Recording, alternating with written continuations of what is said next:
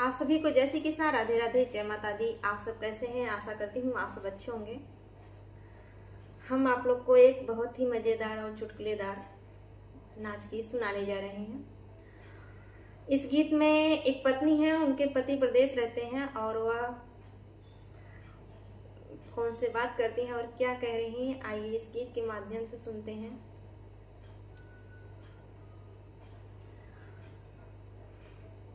याद आवेला ए पिया हम खूब रोइला, याद आवेला बलमुआ हम खूब रोइला, याद आवेला ए राजा हम खूब रोइला।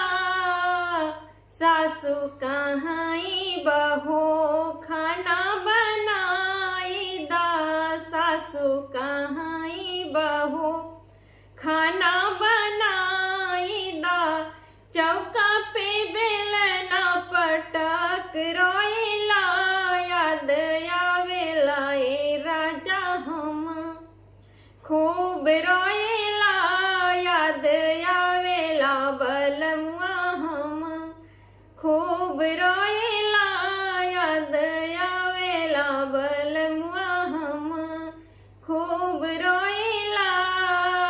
सासू कहाई बहू बर्तन धोई दा, सासू कहाई बहू बर्तन धोई दा, थाली पटकी हम खूब रोइला, थाली पटकी हम खूब रोइला, याद आवेला ए राजा हम खूब रोइला, याद आवेला बलमुआ हम खूब रोइला, याद आवेला ए राजा जब खूब रोइला।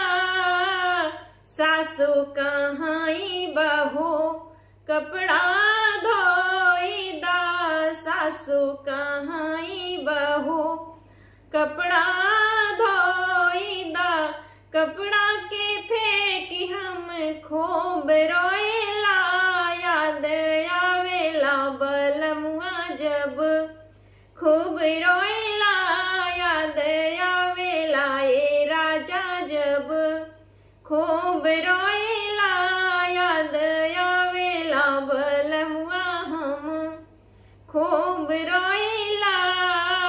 सासू कहाई बहू झाड़ू लगाई दा, सासू कहाई बहू झाड़ू लगाई दा, झाड़ू के फेंकी हम खूब रोइला, याद आवेला बलमुआ जब खूब रोइला, याद आवेला ए राजा जब खूब रोइला, याद आवेला बलमुआ हम खूब रोइला।